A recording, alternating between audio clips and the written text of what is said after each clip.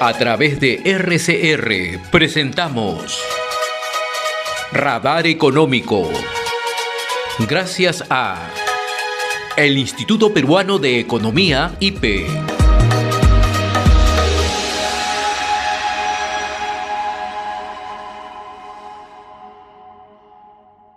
Y ya nos acompaña Teodoro Crisólogo, economista senior del Instituto Peruano de Economía IPE. Qué gusto saludarte, Teodoro. Muy amable. José, buen día.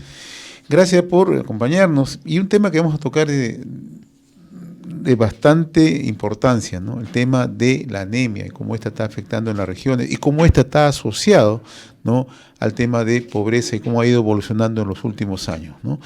¿Cuánto hemos superado los niveles de pobreza? ¿Hemos logrado siquiera recuperarnos o seguimos en los mismos niveles?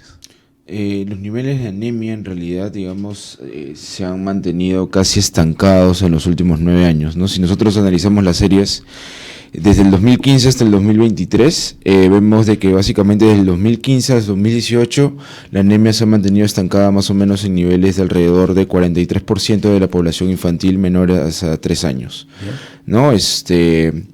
Y después bajó un poquito, después subió un poquito con pandemia, después cayó un montón con el 2021, pero 2022, 2023 ha aumentado nuevamente. Entonces tú ves 2015, 43, más del 43%, 43.5%, 2023, 43.1% de menores de 3 años con anemia infantil. Básicamente hemos estado estancados, ¿no? Durante los últimos 9 años no hemos avanzado prácticamente nada en lucha contra la anemia infantil. Y es particular el año 2023 en realidad, porque ahí se mezclan un montón de factores. Definitivamente uno de los más relevantes ha sido el tema de la crisis económica, ¿no? Cuando las familias no tienen recursos, reducen su posición financiera, ven limitada la capacidad económica para consumir alimentos ricos en nutrientes, ¿no? Como por ejemplo ácido fólico, hierro, vitamina A. Entonces, en general, cambian sus patrones de alimentación hacia un perfil alimenticio menos rico en proteínas. Entonces eso finalmente termina derivando en menores nutrientes, menores calorías nutritivas, por decirlo de alguna manera, y eso termina repercutiendo sobre los niveles de anemia infantil, ¿no? En el caso, por ejemplo, esto es súper ilustrativo en el caso de Puno, por ejemplo. En el año pasado en Puno el empleo adecuado cayó alrededor de 10%, los ingresos también, la pobreza también se incrementó, y vemos justamente que la pobreza, la anemia infantil nuevamente se ha disparado a tasas por encima del 70%, ¿no? Es decir, 7 de cada 10 niños menores de 3 años en la región de Puno tienen anemia, en un entorno justamente bastante adverso, ¿no? Es dramático porque en general es una crisis silenciosa, por decirlo de alguna manera, que te condiciona a las actuales generaciones a exhibir los bajos resultados estructurales que ya de por sí exhibe una región como Puno en ámbitos educativos, en el ámbito laboral, ¿no? Ahora, ¿esto se refleja más en zona urbana, en zona rural, este estancamiento?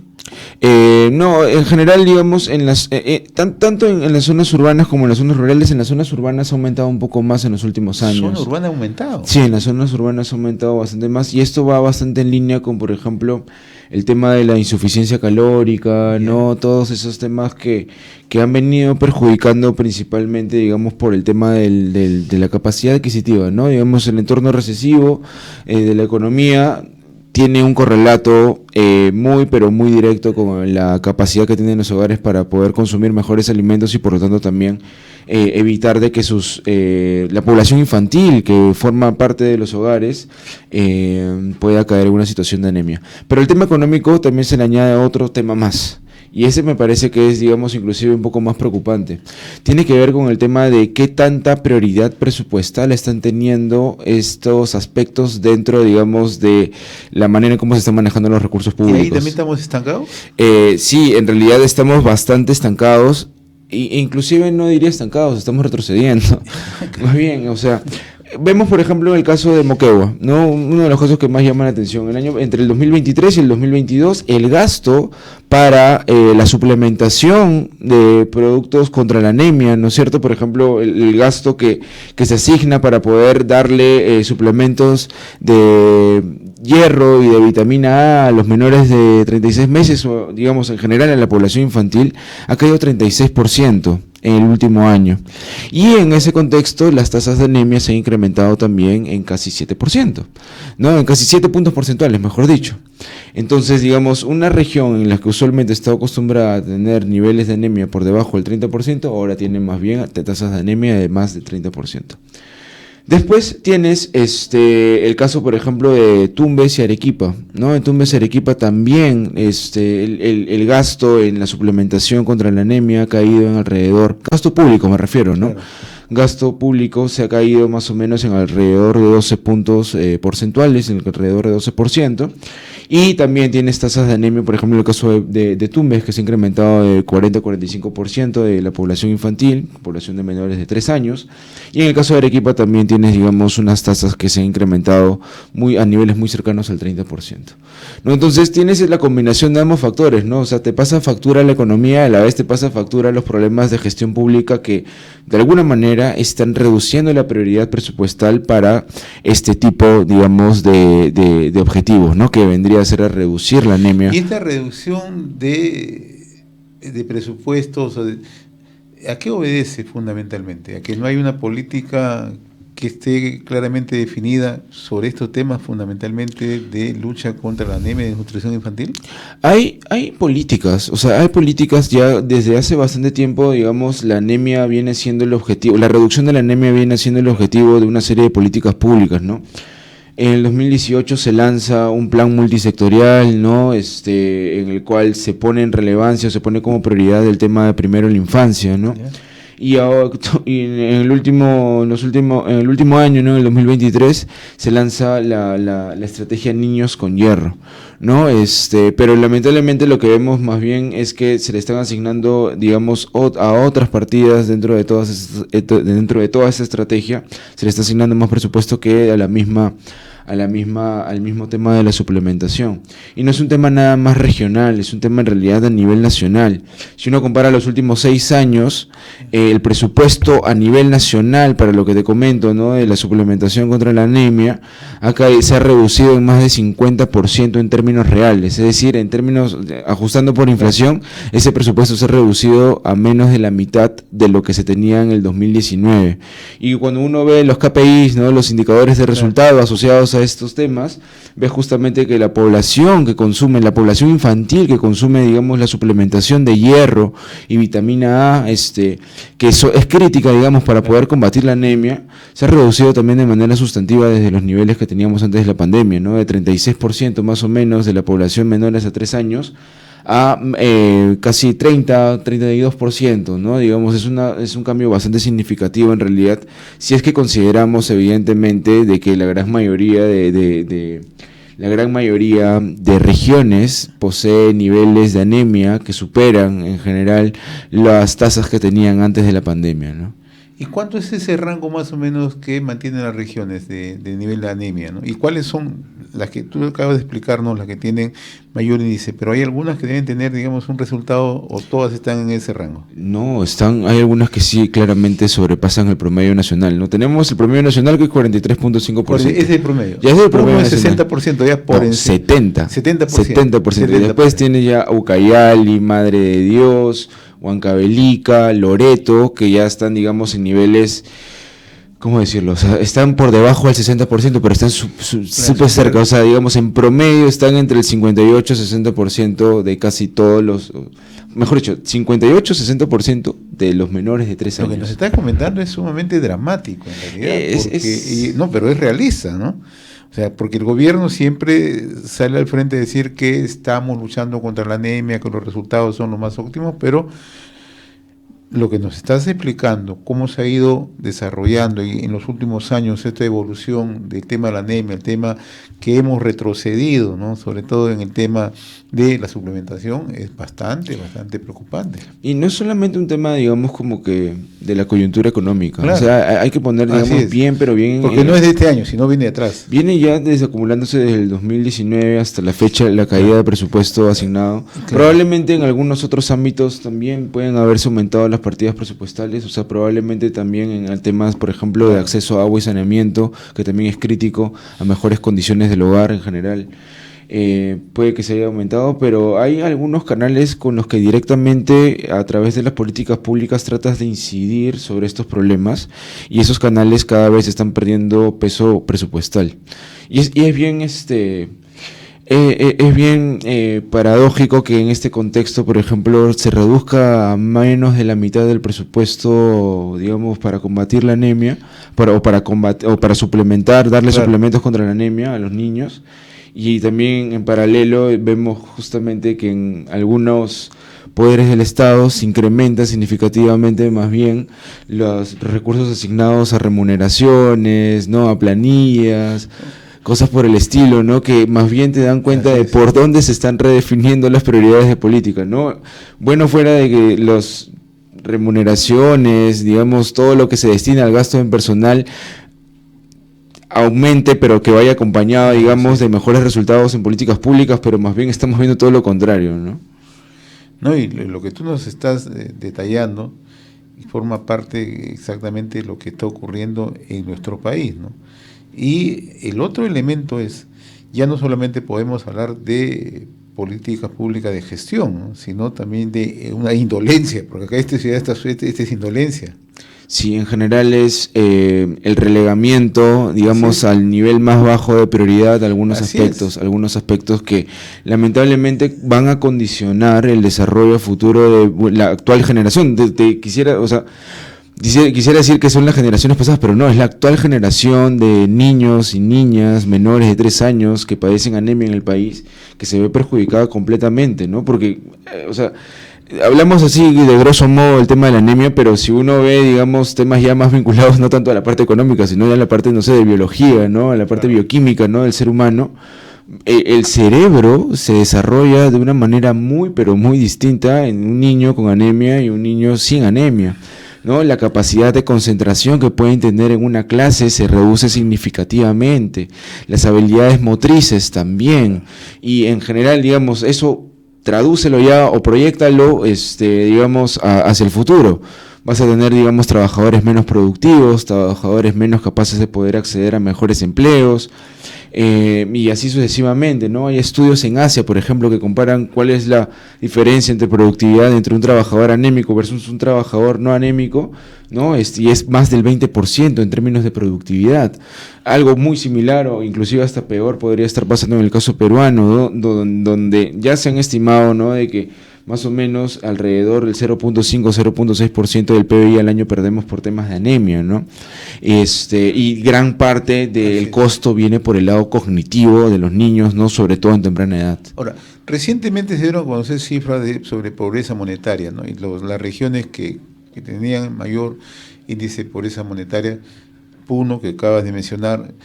¿Qué pasa con Cajamarca? ¿Qué pasa con Loreto, con Huancavelica, que también tenían un alto índice de pobreza monetaria? ¿También tienen estos mismos indicadores muy parecidos en cuanto a anemia y desnutrición? Sí, en Loreto, por ejemplo, digamos, los niveles de anemia están, como te comentaba, cerca del 60%, ¿no?, entre 58 y 60%.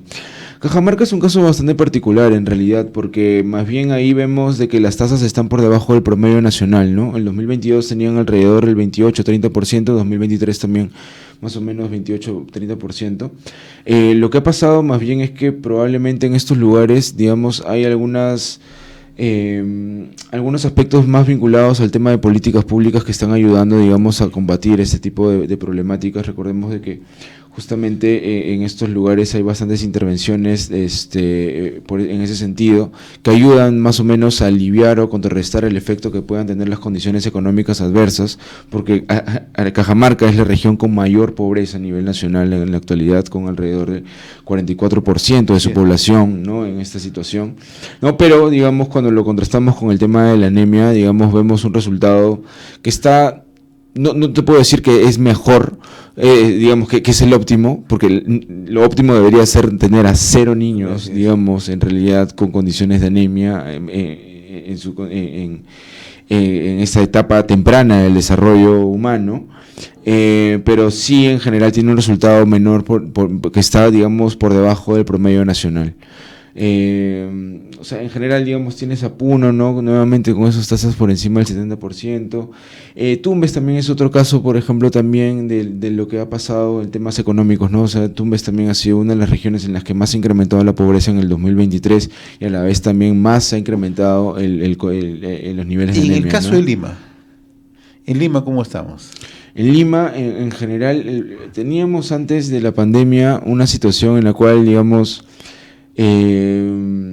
alrededor del 20%, ¿no? Tenía, inclusive hasta un poquito menos, tenía anemia. Ahora, digamos, estamos ya en tasas que están muy, pero muy cercanas cada vez a niveles entre el 25 y 30%, ¿no? Entonces, ahí estamos viendo, digamos, un retroceso bastante significativo, ¿no? Si nos comparamos con los niveles que teníamos antes de la pandemia, en Lima provincias el incremento ha sido alrededor de 8 puntos porcentuales, en Lima metropolitana alrededor de 5 o 6 puntos porcentuales, ¿no? Entonces, en general, tienes ahí un retroceso bastante significativo que también está bastante asociado, digamos, al deterioro de la capacidad económica que han venido experimentando los hogares, ¿no?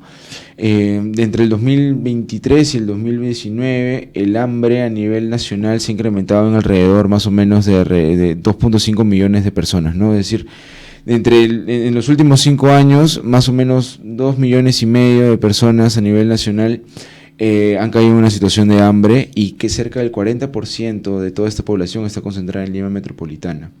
Cuando un hogar pierde la capacidad para poder proveerle alimentos ricos en proteínas a la población más pequeña del hogar, ya de por sí la población, el jefe del hogar se ha afectado inclusive aún más, por ejemplo, el tema de los niños, ya de alguna manera condicionas el perfil alimenticio que puedes llegar a tener, ¿no?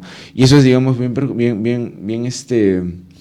bien notorio en el caso, por ejemplo, de los grupos de hogares de mayores ingresos, ¿no? Uno sorprendentemente ve los datos de las encuestas de hogares y ve que el consumo de carnes y de hígado, de res, ¿no?, que probablemente son de los alimentos más ricos, ¿no?, en hierro. ¿Sí? Y ha caído en los niveles socioeconómicos A y B alrededor en el A nada más ha caído alrededor de 7% si lo comparamos con los niveles que teníamos antes de la pandemia, y en el nivel socioeconómico B ha caído casi en 30% con respecto a los niveles que tenías antes de la pandemia, ¿no? Entonces, digamos, como que eso te da luces de por dónde puede estar viniendo, ¿no?, este aumento de la anemia, y también la forma en cómo están respondiendo los hogares a este entorno económico. Y eso responde a la reducción de ingresos, ¿no? Definitivamente, ¿no? En Ucayali, por ejemplo, los ingresos laborales han caído alrededor de 7%, y nuevamente Ucayali se posiciona como una de las 5 regiones con mayores tasas de anemia a nivel nacional, ¿no? Y a propósito que tocamos el tema del tema laboral, el tema del empleo, ¿no? ¿Qué indicadores tenemos en los primeros meses? Bueno, en general a nivel nacional hemos visto una recuperación, una recuperación, pero que básicamente es un efecto inercial por el rebote estadístico asociado justamente a lo que pasó en el sur del país, ¿no? En los lugares donde tuvimos mayores restricciones para que la economía pueda operar, digamos, de manera al 100%, por decirlo de alguna forma, ¿no? En 17 de 26 departamentos, o 17 de 26 principales ciudades a nivel nacional, el empleo ha crecido. Pero digamos que más allá del efecto estadístico, los datos, por ejemplo, que vemos en el caso del empleo formal a nivel nacional, vemos de que culminó el primer trimestre en terreno negativo.